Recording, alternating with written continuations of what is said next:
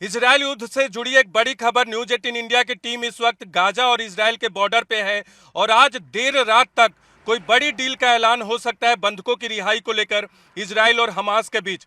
Qatar की सरकार ने और हमास के नेता इस्माइल हानिया ने भी इस बारे में संकेत दिया है। लेकिन सबसे बड़ी खबर यह है कि आज इजरायल के प्रधानमंत्री बेंजामिन नेतन्याहू भारतीय समय के मुताबिक रात 9:30 बजे वॉर कैबिनेट की बैठक कर रहे हैं। इसके बाद रात 10:30 बजे भारतीय समय के मुताबिक सिक्योरिटी कैबिनेट की बैठक कर रहे हैं और रात 11:30 बजे सरकार की बैठक कर रहे हैं और इन तीनों बैठकों में डील से जुड़े मसलों पे चर्चा होगी।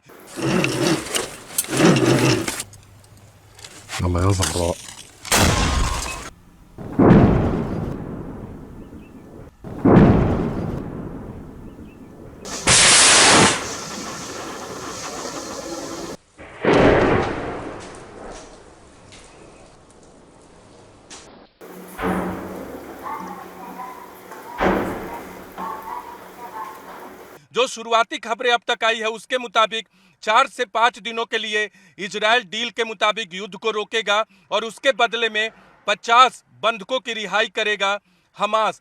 इसके बदले में इजरायल को 150 के आसपास फिलिस्तीनी कैदियों को भी रिहा करना होगा जो इजरायल की जेल में बंद है।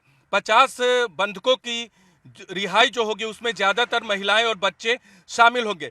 डील का दूसरा स्टेज ये होगा कि अगर इजरायल युद्ध विराम की सीमा या युद्ध रोक की सीमा को बढ़ाता है तो उसके बाद दूसरे फेज में 50 और महिला और बच्चे बंधक जो हैं उनकी रिहाई होगी और इसके बदले में कुछ और फिलिस्तीन कैदियों को रिहा करना होगा।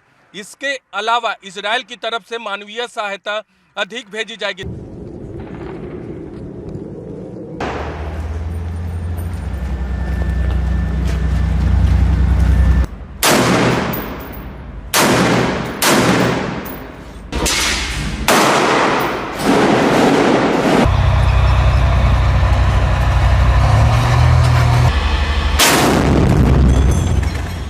कतर और हमास के नेता इस्माइल हानिया की तरफ से इस बारे में संकेत दिए गए हैं कि अंतिम स्टेज में डील है और इसकी घोषणा जल्द हो सकती है। सिर्फ इजरायल की मुहर का इंतजार है और इजरायल की तरफ से 3 बड़ी बैठकें आज भारतीय समय के मुताबिक 9:30 बजे के बाद बुलाई गई हैं।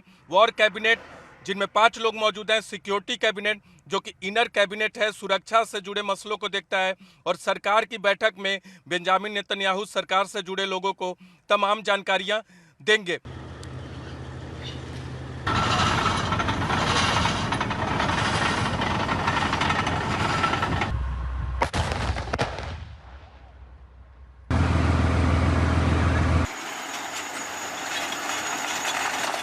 अमेरिका और कतर की मध्यस्थता से यह डील हो रहा है। कतर की भूमिका अधिक है और अमेरिका भी चाहता है कि इजरायल और हमास के बीच कोई डील हो।